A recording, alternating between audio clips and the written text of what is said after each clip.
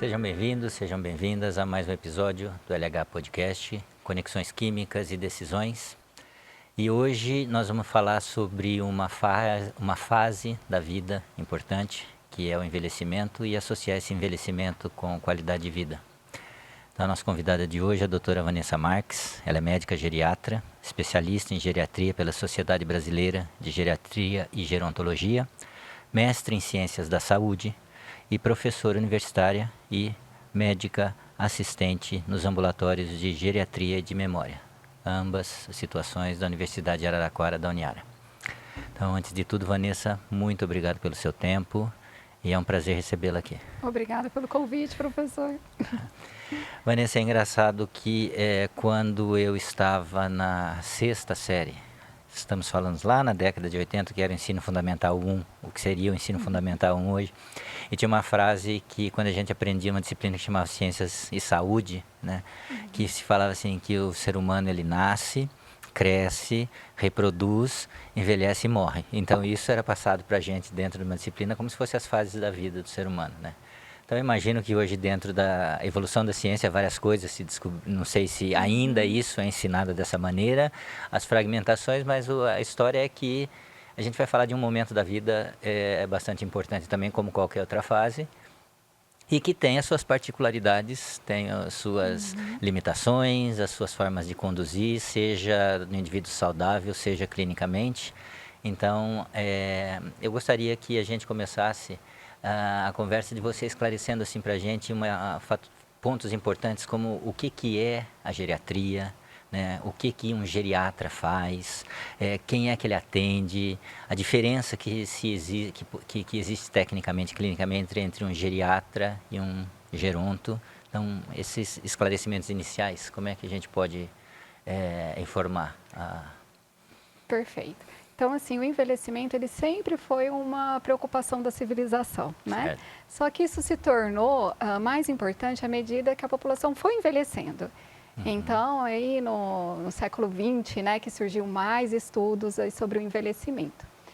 Primeiro que surgiu foi a gerontologia. Então, a gerontologia, ela foi criada por um microbiologista, né, esse termo. Então, gero é velhice, e logia estudo, então seria o estudo aí do envelhecimento, e começou a estudar os aspectos biológicos do envelhecimento, né? Então, o gerontólogo, ele não precisa ser médico, então ele geralmente é um estudioso de qualquer área, pode ser um biólogo, outras áreas da saúde, que estuda sobre o envelhecimento. Perfeito. E logo em seguida veio a geriatria, que foi fundada por um médico nos Estados Unidos, né, que começou a geriatria. E aí sim uma especialidade médica voltada para o atendimento dos idosos, que com o envelhecimento da população que surgiu essa necessidade da geriatria. Perfeito. Então a geriatria surgiu com o envelhecimento populacional. E claro que esse envelhecimento começou lá fora, nos países desenvolvidos, né? Muito mais. E depois que veio aqui para a gente, né? Então o nosso processo de envelhecimento no Brasil, ele é mais recente do que nos países desenvolvidos. Certo. Então aqui na década de 60 que surgiu a geriatria, que foi aí que a nossa população, né, foi surgindo essa necessidade. Então a geriatria surgiu dessa necessidade de atender essa população que tem as suas particularidades, que precisava então de um especialista médico na área. Clínica. Então a geriatria ele tem que ser médico, então é um médico, uma especialidade médica. E a gerontologia são o estudo do envelhecimento. Estudiosos sobre envelhecimento. Que começou muito com esses aspectos biológicos e depois foi evoluindo para os aspectos multidimensionais, então da fisioterapia, da funcionalidade. Então foi surgindo outros estudos na gerontologia com outros focos e não só biológico, né? Mas começou assim. Então já é uma coisa que se a gente for pensar num timeline de ciência extremamente recente, né? Isso. Porque quando a gente fala em um século para a ciência, isso não é nada, né? Recente. Joia. E uma característica que eu acho que vale a pena também a gente discutir, você esclarecer, assim, como é que você faz a classificação, né, do idoso de acordo com faixas etárias, do ponto de vista clínico? Como é que é essa organização, essa classificação? Isso é muito perguntado pra gente, né? Quando que eu devo ir no geriatra, né? As pessoas perguntam. Então, assim, o idoso, pela Organização Mundial de Saúde, é definido nos países desenvolvidos a partir de 65 anos. Ok. Já aqui para a gente seria a partir de 60 anos, né? Uhum. Só que a gente sabe que essa população, ela é muito heterogênea, então é muito diferente no atendimento de um idoso jovem, que a gente chama de idoso jovem, o de 60, lá fora 65, até 74 seria o idoso jovem, né? Certo. E é muito diferente do muito idoso, que é aquele acima de 85 anos. Então, as alterações fisiológicas, você como ninguém sabe falar aí da fisiologia, né? Mas as alterações fisiológicas, elas são somatórias, né? Isso. Tem algumas áreas na fisiologia que a gente já começa a envelhecer a partir aí do início da quarta década, Exato. né? E quanto que outras são mais tardias. Mais tardias, exato. E elas não são lineares, né? Hoje, Exato. cada vez mais a ciência, né, está mostrando que a gente tem alguns picos, aí, períodos de picos de envelhecimento, não é linear. E, então, é importante a gente diferenciar quem é esse idoso, né? Por definição, seria a partir, então, aqui para a gente de 60 anos. 60 anos a nível Brasil. Isso. E eu, há pouco tempo atrás, assim, acho que 1 ano, 2 anos atrás, eu ouvia, só que em redes sociais eu nunca tive a disciplina de procurar cientificamente. O termo super idoso foi uma coisa mais de mídia, mas esse super idoso, na minha cabeça aqui, depois que você fez essa classificação, passa a ser o idoso o mais...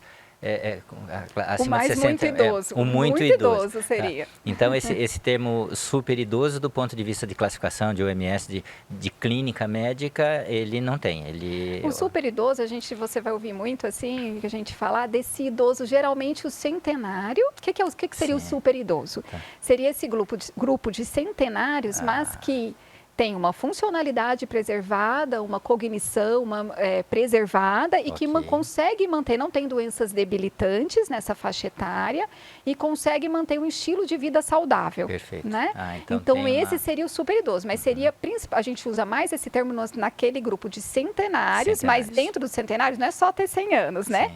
É ter 100 anos, centenários, mas mantendo a sua funcionalidade, sem doenças debilitantes, mantendo a parte cognitiva. Ok. Então, seria esse E é interessante, né, interessante o que você colocou, porque assim, a gente que trabalha, né, na área da saúde, dentro das funcionalidades, é muito essa importância de você dizer que o processo não é linear, né? E não é unifatorial, as coisas são muito complexas, né? Você estudar o funcionamento do organismo é uma coisa muito complexa, né? E aí, naturalmente, né, o processo de envelhecimento continua sendo multifatorial e eu costumo fazer uma analogia, né, que é uma máquina que está envelhecendo, é uma máquina biológica que está envelhecendo e naturalmente as chances de você ter o aparecimento de coisas não tão certas, coisas erradas, vai aumentando, né?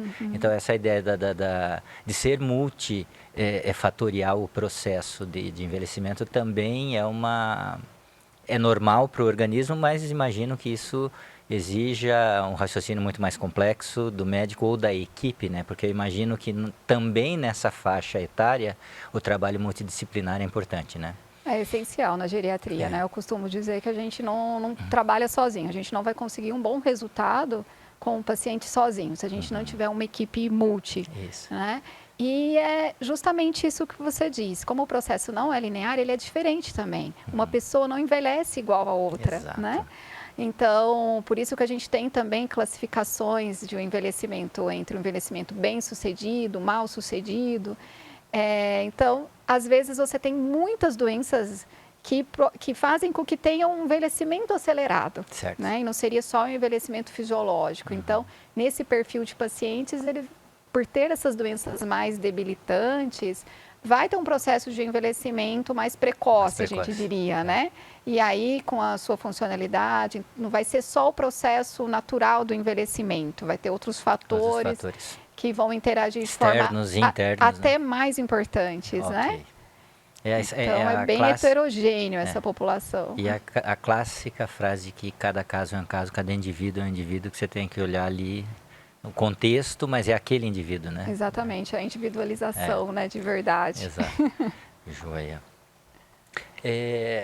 Como também dentro dessa parte de envelhecimento, dentro do processo natural, como é que se tem uma classificação desse envelhecimento dentro de um processo natural? Né? E aquele processo natural, vamos imaginar que um processo natural seria uma situação com menos ou não patologias associadas. Como é que é essa organização, essa classificação dentro do contexto médico? Eu costumo dizer que é super difícil, né? Você diferenciar, é um desafio. O que é naquele paciente que é fruto do envelhecimento natural ou não, ou é induzido por alguma doença, um fator externo, né? Certo. Isso na classificação no livro, literária, é fácil da gente entender, Sim. Porém, na prática, muitas vezes vida, é como ela difícil. O que a gente costuma ver mais é uma interação entre o processo fisiológico do envelhecimento com as doenças, né? Isso interagindo no paciente. Mas a gente considera o envelhecimento bem-sucedido aquele que vai predominar alterações fisiológicas, então é um paciente que é ativo, né? Eu acho que seria esse super idoso aí, né?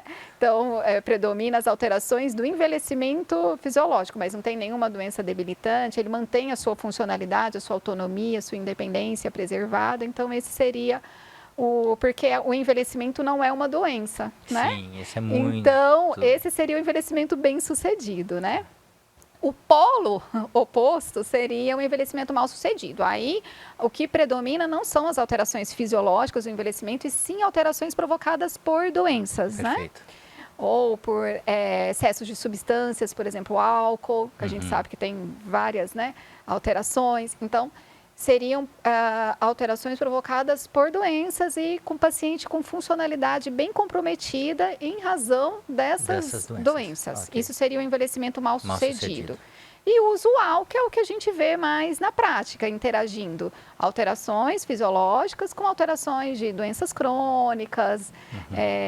E aí ele fica aí nesse meio, né? Termo, né? Nesse meio termo. Tá.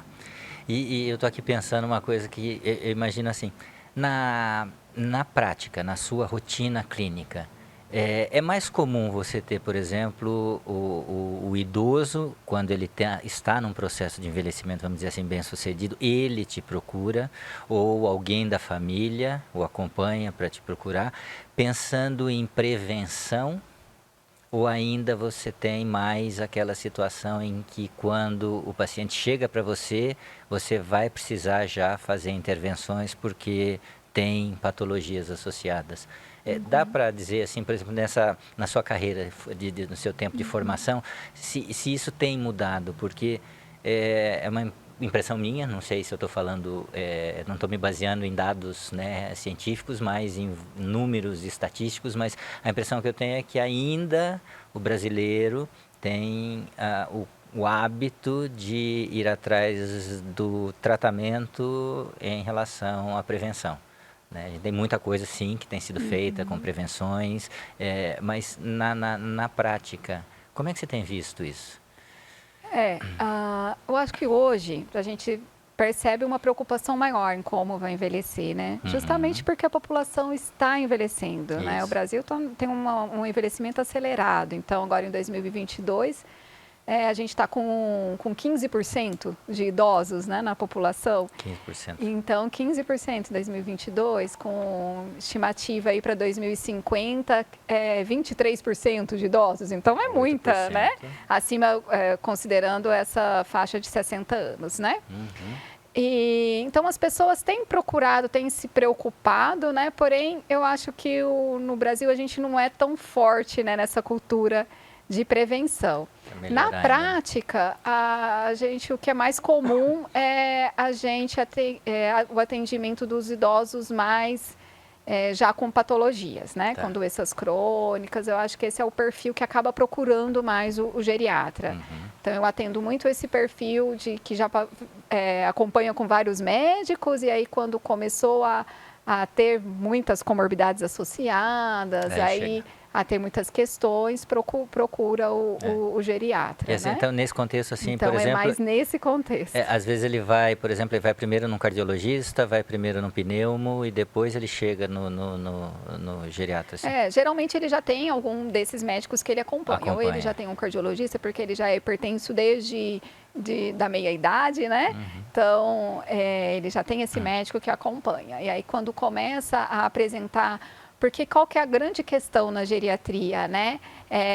Principalmente nesse paciente mais idoso, a funcionalidade, se a gente não tem o tratamento disciplinar, ele pode controlar bem as suas doenças crônicas, mas ele não tem funcionalidade. Certo. Então, limita. Ele limita. E o geriatra que tem esse olhar, né, para essa avaliação, a gente tem o que a gente chama de avaliação geriátrica ampla, que é justamente avaliar essas outras dimensões. Então, a dimensão física, a funcionalidade, que é muito importante, e a gente sabe que a funcionalidade, ela tem uma relação direta com o prognóstico. Então, ele pode estar super bem tratado da hipertensão, com índices, né, esperado lá para as diretrizes de hipertensão, mas se ele tem uma funcionalidade ruim, limitada, isso ele vai ter um prognóstico pior, né? Certo. Então, aí o especialista médico que vai olhar para essas questões é o geriatra. Então, ele acaba procurando nesse momento.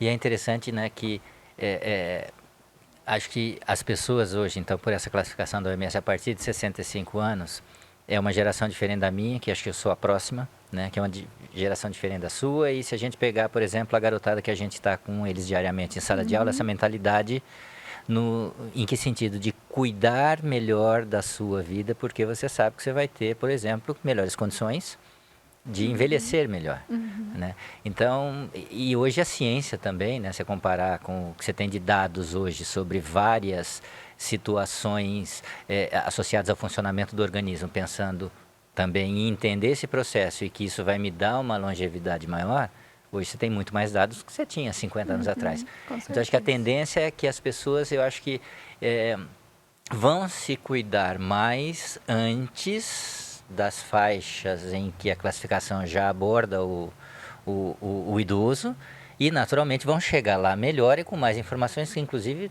estou pensando aqui que isso pode favorecer muita coisa em relação a prevenções, né? Sim, eu então, acho. Hoje você tem tanta coisa de alimentação, atividade física. Hoje se fala até da microbiota intestinal, que, sem dúvida nenhuma, tem muitas correlações, né? A qualidade do sono, né? De dormir mal, isso pode estar associado com envelhecimento precoce. Então, eu acho que esse envolvimento da ciência, o conhecimento, e, sem dúvida nenhuma, isso vai ser base para você ter uma qualidade de vida melhor. Atualmente se preparando para o futuro, vamos pensar assim, né? Isso me fez lembrar, né? Porque hoje realmente isso da atividade física, as pessoas já ficam até mais fácil para a gente abordar no consultório. Era algo muito difícil, por exemplo, na geriatria, né? Então eu fiz a minha prova de título em 2009. Certo. Naquela época eu fiz uma pós de exercício resistido no envelhecimento. Certo. E era muito novo, porque quando eu ia falar com um paciente, precisamos fazer exercícios para fortalecimento muscular, exercícios de força. Todo mundo, até o familiar, né, paciente de 80 anos, já achava que não. Qual que era o exercício? Hidroginástica, né? E hoje já é mais fácil. Hoje eu já vejo que isso no consultório já se tornou mais fácil, porque muitas vezes a filha, o filho já tem essa informação, né? Então, realmente, eu acho que isso mudou nesse período aí. E para melhor, né? Para melhor. E hoje eu não sei até onde você vê, mas, por exemplo, você tem idosos fazendo atividade de crossfit. Óbvio que é importante estar muito bem assistida pelo geriatra, pelo educador físico, fisioterapeuta, ou seja, a equipe ajuda nisso, né? Eu até li um termo, acho que foi esse ano, não me lembro quando, que na informação que eu li, é um termo que foi cunhado por acho que um advogado espanhol que está falando que agora não é mais o sexagenário, é o como ele chamou? Acho que sexalescente, fazendo uma relação, a explicação é fazendo uma relação com a adolescência. Então são outros momentos, eu acho que é justamente pela chegada da faixa etária dentro da classificação de idoso, né, de que, é uma faixa etária, né? Eu imagino que, eu não sei, pensando em Brasil, aí também uma curiosidade, é um momento da vida que você tem, a gente não pensa nisso, acho que por várias questões, mas é o final, né? Você começou o final. Como que, na prática, né, os idosos têm esse pensamento, né, de que estou na última fase da minha vida? Eles têm essa consciência, eles trazem essa demanda para você, e quando isso é lidado de uma maneira mais, vamos dizer assim, ruim para te ajudar no contexto de tratamento, ou de um jeito mais ok, estou bem resolvido com isso, tive uma vida que eu organizei, escolhi ter filhos, tive netos e estou feliz do jeito que está. Isso é um processo que também, da mesma forma, vai ser individual, né? Certo. Mas, sim, a gente tem essa questão da finitude. Exato. Né? Quando a gente começa a ter mais essa consciência da finitude, né? Exato. E aí, então, tem muitos psicólogos na área de geronto, né? Que estudam sobre isso. E aí vai depender do perfil e do momento, né? De cada um. Mas quando a pessoa consegue lidar com essa finitude de maneira mais com gratidão, sim, eu sou grato com o que eu conquistei, né? De uma forma, então, assim, positiva, ela tende a ter um envelhecimento mais saudável, né? Então, vai depender muito do processo, né? A gente tem só que separar, quando você mencionou, tá ok, tem que separar um pouquinho, assim. Às vezes o paciente está com alguma doença, alguma patologia séria, né? E às vezes ele passa para isso, a gente só tem que tomar cuidado para também não entender se isso é uma negação daquela doença, né? Então a gente tem que ter um olhar assim muito cuidadoso. Tem que escrutinar de um jeito bem... para a gente entender bem se aquilo é só uma aceitação ou não, né? Ou a gente, não, calma, você ainda tem, sim, tem o que fazer, né? Tem o que fazer, tem perspectiva, né? Então, só cuidado nessa abordagem. Eu acho que tem individualizar. E aí é muito legal quando você tem uma equipe, um psicólogo, uma equipe multi junto, né? Para ajudar nessa... Que trabalho integrado de maneira bem para bacana. entender melhor Entender o que é indivíduo, né? isso, o que significa, né? Essa questão que ele está vivendo, né? Porque quando a gente pensa do ponto de vista funcional, quer dizer, a hora que você tem o fator emocional e isso começa a mexer com o eixo neuroendócrino e mexe com respostas, inclusive imunológicas, inflamatórias, tem vários trabalhos que mostram como é que o paciente se comporta, vamos dizer assim, mentalmente, e isso pode ser favorável ou não àquele momento, né? Então, numa situação de patologias, tem alguns trabalhos na área de oncologia que eu li que mostram sobre isso, e eu imagino que seja a mesma linha de raciocínio em um momento diferente da vida, né? Então, de novo, acho que bem colocado, você tem que ter esse cuidado muito grande de identificar o máximo que você conseguir de informações, né? E muita coisa é extra, né?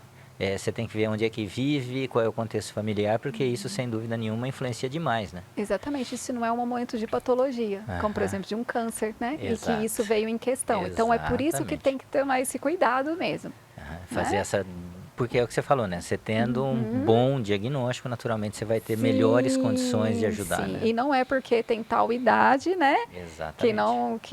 Que não vai ser submetido a tratamento, né? Isso é a outra coisa que a gente tem que tomar cuidado, né? Joia. Você tem alguma classificação do ponto de vista técnico-funcional? Existe aquilo que é chamado de um envelhecimento ideal? Então, o envelhecimento ideal, né? Ele seria daqueles indivíduos que não têm doenças debilitantes, né? E que mantêm o estilo de vida saudável até o final da 9ª década de vida. Se conseguir até o final da 9ª década de vida, não ter nenhuma doença debilitante, conseguir manter seus hábitos, né? Estilo de vidas saudável, seria o envelhecimento ideal. Até a 9ª década. Certo. Então, os super centenários, aí eles já até passaram do envelhecimento ideal. Já estão já estão num lucro maior. Eles estão no lucro maior ainda. E isso, assim, eu ouço, mas não li nada técnico específico, que as pessoas de etnia japonesa, eles têm essa... isso é fato, né? O japonês pelo menos, e aí eu falo Tem. assim, o que vive no Japão, na cultura japonesa, uma maior longevidade. Eu tenho alguns outros, você sabe, tem alguns outros países no mundo que tem também uma cultura, vamos dizer assim, que favorece esse envelhecimento com qualidade ou o ideal. Aquelas ilhas, né, aqueles pontos, né, do envelhecimento, né, dos centenários. Então, tem algumas regiões, né, que são considerados aí dos centenários, E né? isso Tem tudo é um contexto Grécia, amplo, né? isso. É a filosofia de vida toda, é alimentação, o cuidado mental, o cuidado espiritual para aqueles que gostam e que acham importante. A conexão social, Conexão né? social, nós somos seres sociais, né? Isso é fundamental. Então, isso na geriatria a gente fala muito, né? De combater esse isolamento social, né? A conexão ajuda. social é uma base forte. Em todas essas né, grupos, né? Dessas populações aí de centenários, é forte. É forte. A conexão social. Tá. E a forma de lidar, né? Com a vida. Então, tem muito estudo na área de psicologia também, nisso. Então, são as particularidades que você pode ter dentro do momento de auxiliar nesse tratamento do idoso. Outra coisa importante, eu queria que você falasse um pouquinho daquilo que são chamados os pilares, né, do estilo de vida, né, de um idoso. Como é que esses pilares são organizados? Como é que eles são vistos dentro da área médica? E se são pilares que são predominantemente de ação do médico ou também envolve familiares ou os cuidadores onde essas pessoas estão? Sim. Os pilares, né, do estilo de vida, se a gente for desde a faculdade, toda doença tem o seu tratamento não farmacológico, né, que são as mudanças de estilo de vida. Só que a gente não aprende o que é mudança do estilo de vida, alimentação, atividade física, só que a gente não aprende específico, né, como passar, prescrever isso para o paciente, né. E hoje tem se falado bastante nesses pilares de estilo de vida, que seriam a alimentação saudável, a atividade física, o sono. Então, cada vez mais o sono, né, tem a sua importância de ter uma qualidade de sono, controle de estresse, as conexões sociais e cessar o tabagismo, abuso de álcool. Então, assim, seriam esses os pilares de estilo de vida. E não só o médico, né, mas o nutricionista, o educador físico, cada um nas suas áreas, são extremamente importantes, né, para ajudar o paciente a chegar a ter um estilo de vida mais saudável, né, um hábito de vida mais saudável. Quão difícil é você, por exemplo, na prática, não sei se você tem essa experiência, por exemplo, o idoso nunca fez atividade física. Né? E atividade física não necessariamente precisa ser um exercício físico, né? Então isso que os educadores físicos separam e acho que são, enfim, quanto é difícil você falar para ele que é importante ele fazer alguma atividade física fora daquela rotina? Quão difícil é reorganizar ou reeducar a parte de alimentação, né? Porque a vida inteira eu comi isso, imagino que seja frases que você já deva ter ouvido várias vezes. Quão difícil que é? Porque eu imagino que tenha situações em que esse paciente já tem um estilo de vida onde é rotina para ele fazer atividade física, é rotina para ele ter uma alimentação equilibrada, vamos dizer assim. Agora, quando ele não tem e você percebe que isso vai poder ajudar nas suas ações, quão difícil é fazer essa mudança? Eu vou te falar bem na prática. Exatamente. Sobre atividade física. Então, geralmente a gente pega essa população mais com alguma doença debilitante, já com alteração na funcionalidade.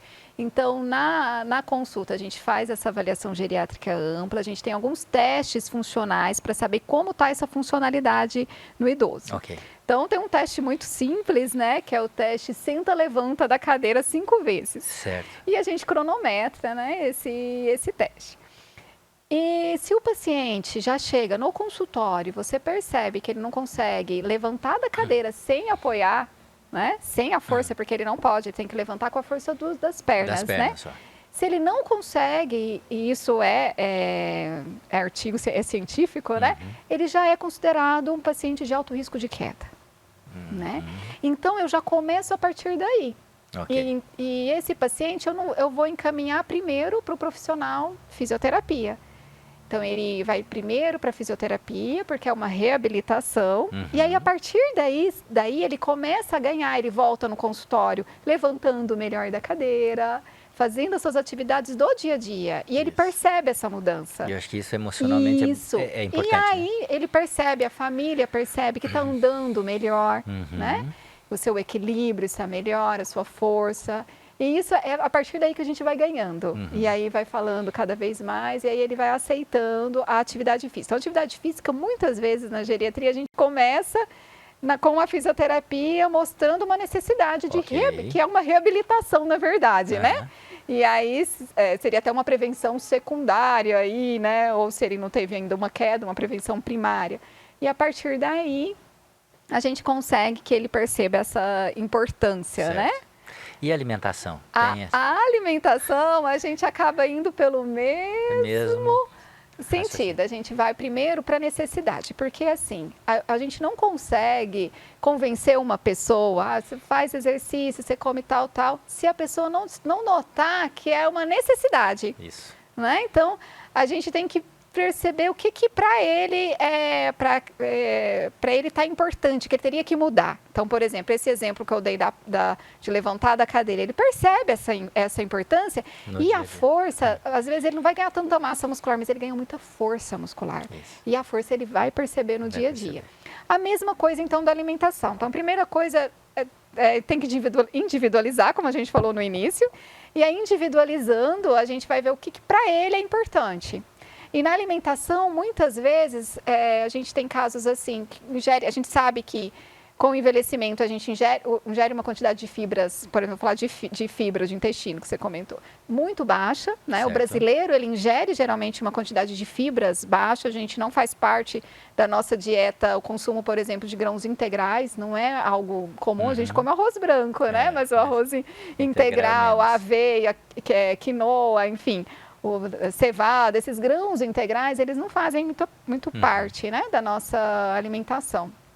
Então, e o idoso geralmente está se movimentando menos ou ingere menor quantidade de fibra, menos água e começa a vir com queixas de constipação, por exemplo, né?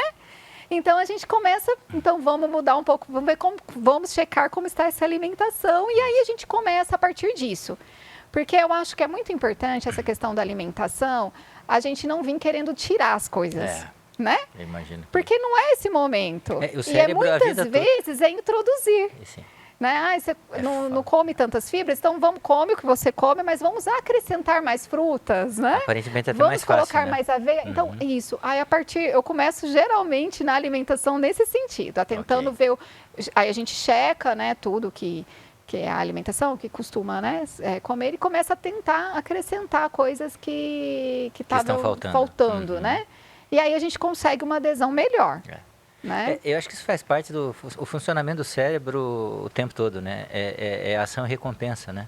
Então, a hora que você tem uma ação e entende que aquilo está fazendo bem, eu acho que não interessa a faixa etária, vai ser mais fácil você conseguir ganhar aquele indivíduo para que o que você precisa seja feito de uma melhor maneira, né? Então, eu acho que, não sei, uma impressão que eu tenho é que acho que mobilidade é uma coisa que quando se nota a melhora deve ser uma coisa bem, uma recompensa importante para um esforço que eu estou fazendo. Nunca fiz atividade física, não gosto, mas olha, consegui fazer, está melhorando a minha rotina dentro de casa. Então, eu acho que isso já é legal, né? Exatamente. E faz sentido pensar, que eu ouço muito no senso comum se falar em determinada faixa etária do paladar infantil. Né? Então, isso faz sentido ou não é tão interessante, não é tão importante? Né? O envelhecimento tem uma alteração no paladar mesmo, né? E aí a gente tem que separar, porque que acontece? Justamente o que a gente falou lá no início, a gente separar o que é envelhecimento e o que é de doença. Porque muitos desses idosos utilizam muitos medicamentos, né? E a gente tem muitos medicamentos que alteram o paladar, né? Então, ou outras doenças. Então, é um pouco difícil a gente separar, né? Mas sim, tem uma tendência a alteração no paladar, a ter preferência até para doces, né? do que sal. Então tem uma alteração, mas muitas vezes está associado também com polimedicamentos, né? Polifarmácia, né? E ingestão de água, Vanessa? Porque naturalmente a gente percebe também que vai tendo esse comportamento, né? Ingerir menos água. E na rotina, né? Porque todo mundo assim, né? Você fala com um nutricionista, você tem o fonoaudiólogo, o nutrólogo, você tem que tomar água sem sentir sede, porque a hora que você sente sede já é...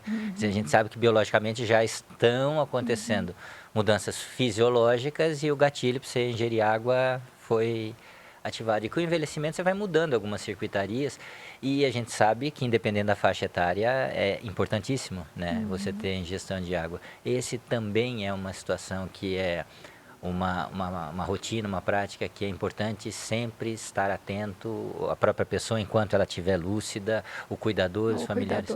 Com certeza, porque com o envelhecimento diminui essa sensação de sede, né? Então, é importante estar revendo a ingesta hídrica, se está adequada, né? Como está essa urina. Então, muitas vezes fala que a urina está concentrada, está amarelada, e na verdade você vai ver, está ingerindo pouco líquido, né? E muita atenção que a gente dá na geriatria, porque para não ingerir o líquido à noite. Muitos não ingerem muito durante o dia, mas leva a garrafinha de água lá para a cama. Qualidade do sono, né? E aí levanta várias vezes, já levanta, vai levantar mais ainda para urinar, vai aumentar a diurese, e aí novamente risco de queda. Então, orientar para ingerir água durante o dia, né? E sim, estar atento para saber muitas pessoas, quando a gente pergunta, não sabe quantos copos toma no dia. No dia, né? Isso é uma coisa importante. Né? Isso. E outra coisa que você falou há pouco, que eu acho que é interessante, importante na realidade, quando você falou de quedas, né? Qual a incidência e os cuidados que você tem que ter nesse fator queda?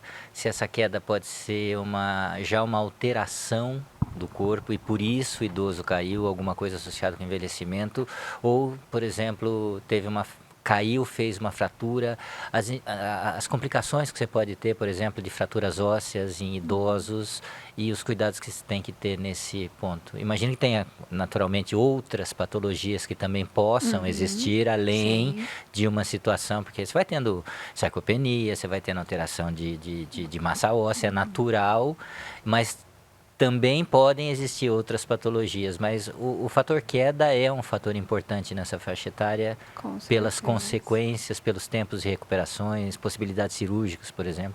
Queria que você comentasse um pouquinho sobre isso. Com certeza, né? Queda na geriatria é considerado um dos gigantes da geriatria, né? É obrigatório o geriatra perguntar de quedas, né?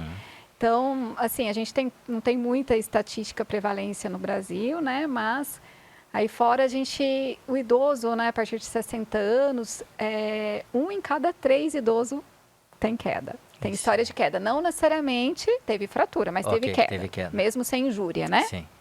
Então, assim, é muito prevalente. De 1 a cada 3 é muita coisa, né? Mais de 30%. Isso, 30%. Então, é muito prevalente. Estou falando, assim, de queda, que a maioria das quedas, ela é muito prevalente e a maioria sem injúrias, né? Porém, aí uma porcentagem relevante, porque são 30%, e com esse envelhecimento populacional, deve aumentar, a gente tem as consequências da queda. Então, a fratura de quadril. A fratura de quadril, a principal causa no idoso é queda.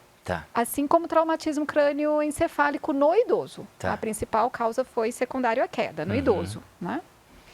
Então, é muito prevalente e está associado com diminuição na funcionalidade, dependência, risco de institucionalização e tem o risco de 1 ano após a fratura de fêmur, por exemplo, tem o risco de mortalidade maior que na população. 1 ano depois de resolver? Até 1 ano. Nossa, que interessante. De fratura de fêmur, né? Se comparar aqueles que não, na mesma faixa etária, que não tiveram fratura, por ter tido a fratura de fêmur, ele tem um risco maior de mortalidade, principalmente no primeiro ano da fratura. Então, é muito importante, né?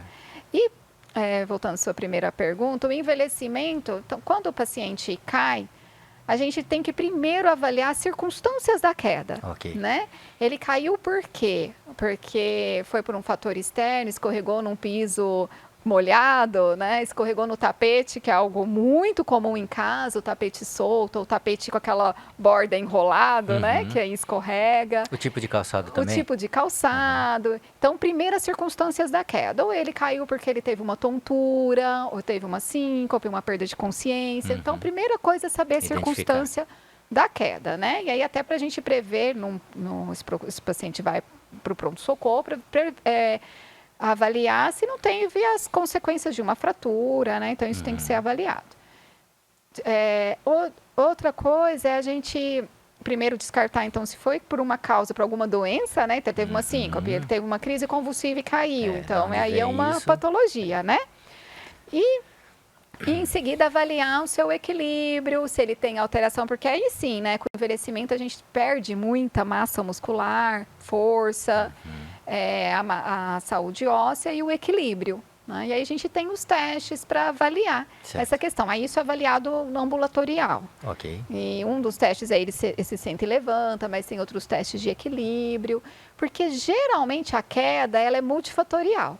Então, às vezes, tem o fator externo, que ele escorregou. Porém, quando você vai avaliar, ele já tem uma alteração no equilíbrio, já tem uma alteração de força. Então, geralmente é multifatorial.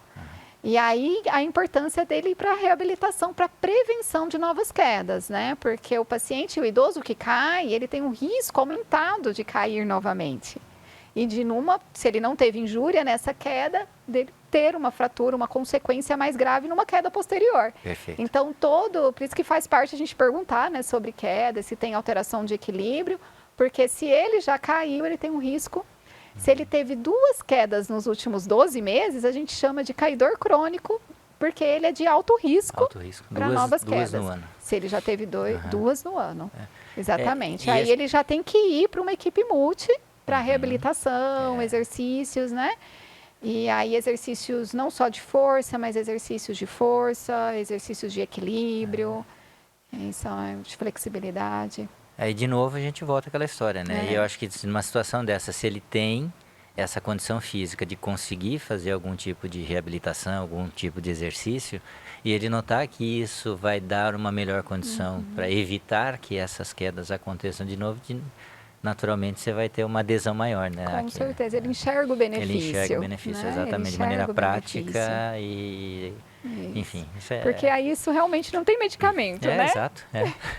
Então eu costumo dizer, não tem medicamento. Por isso que eu falo que o geriatra ele tem que trabalhar com a equipe multi, né? Porque não tem como. E dentro desse contexto, assim, não sei, que já direcionando para a parte final, uma pergunta eu fico pensando assim, hoje quando você pensa em tecnologias, em ferramentas tecnológicas na área da saúde, na área médica, você tem muita coisa que se a gente for pensar num período curto aí de 50 anos, a tecnologia tem se tornado rotina no dia a dia das pessoas, né? Isso aqui é uma tecnologia, um smartphone, isso que a gente está fazendo aqui, que a gente estava discutindo há pouco, né? Essa capilaridade que a rede nos dá de você atingir pessoas, enfim.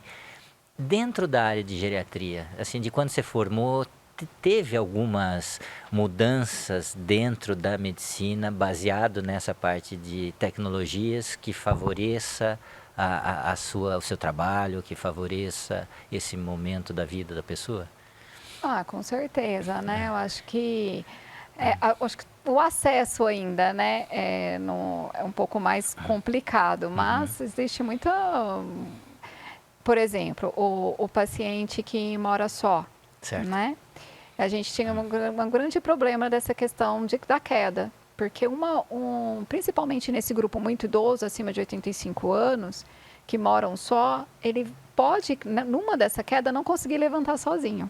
Né? E aí a importância de estar ligado, a gente tem dispositivos, né, que ele pode acionar e aí avisar, geralmente está ligado ou com o filho, acionar ajuda. Certo. Porque eu já tive paciente lá, né, no início de ter só foi achado no dia seguinte, né, pelo filho, quando chegou, porque morava sozinho. e não conseguiu levantar, chegar até o telefone, né? Isso. Então a gente tem esses dispositivos assim, que são alarmes como relógio. Isso daí é algo também que ajuda, no sentido de deixar esse paciente, porque ele tinha total condição de morar sozinho, Perfeito. tinha cognição boa, tinha funcionalidade, mobilidade, e para ele conseguir se manter, né, funcional. Então, acho que a tecnologia ajuda muito nisso. E aí, na parte de atividade física, tem também, né? Eu acho que mais com os educadores físicos, com os fisioterapeutas, tem exercícios para fazer. Às vezes o paciente não para fazer em casa, por exemplo, não é? Então tem várias coisas nesse sentido, vídeos e auxílio. Eu acho que isso ajuda também. E o acesso tem sido também, quando a gente fala de telas, né? O uso de smartphones, eles têm utilizados. E aí você tem na sua experiência ou dentro do que você já estudou sobre isso, se os idosos que estão usando smartphones, né? E aí eu estou falando de smartphone, mas eu estou pensando em redes sociais, por exemplo. Se tem algum trabalho, se você tem alguma experiência de que isso possa, por exemplo, ter ajudado em alguns pontos, em algumas circunstâncias da vida, né? Que às vezes, eu estou pensando assim, nós somos seres humanos sociais, mas é aquela socialização do presencial, né? De você estar junto. Mas, às vezes, o fato de você estar ali, imagina que aquele idoso pode conversar com o neto que está em outro país e ver esse neto em tempo real. Óbvio que não é a mesma coisa, mas há 20 anos atrás você não conseguia fazer isso, né?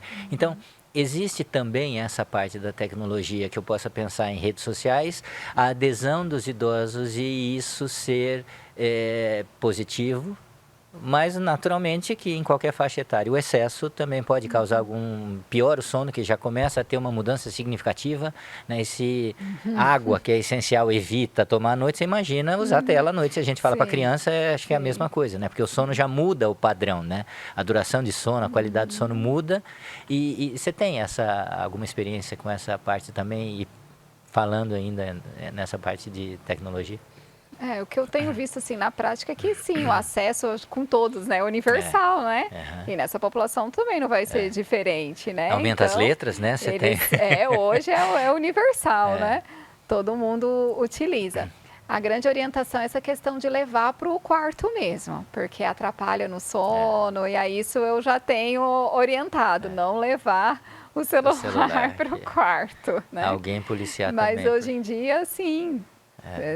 Todos ativos aí, os idosos não são diferentes. Não vai ser diferente. Não. Isso é que bom, né? Porque é um lado positivo, né? Sim. Eu fiquei pensando aqui, você falou do dispositivo, né? Mas aí depois o fato de, não sei se é o caso também, de câmeras, né? Que você pode usar para as pessoas monitorarem, seja na própria casa do idoso que mora sozinho, ou já num local utilizam que você terceiriza, que você tem um lugar, o ambiente para cuidar dos idosos, que apesar de você ter profissionais 24 horas por dia ali, né, onde ele está numa clínica, né, eu posso usar esse termo, é correto? É falar em clínica a gente chama ILPI, né, Instituição de Longa Permanência para Idoso. Tá. ILPI. Então eu imagino que ali deve ser 24 horas, você tem profissionais, mas é sempre interessante, acho que esse tipo de monitoração, né? Sim, monitoramento. Sim. Eu tenho paciente que mora sozinho, que a filha tem mesmo, câmera em segurança para todo mundo, né? Então tem todas essas, né, facilidades. Joia. Então tá joia, Vanessa. Mais uma vez eu agradeço muito o seu tempo, a sua partilha da sua experiência, do seu conhecimento em relação a isso. Foi um prazer muito grande recebê-la. Obrigada, professor, pelo convite, né? E espero que vocês tenham gostado, espero que tenham um significado, espero que essas informações possam ajudá-los.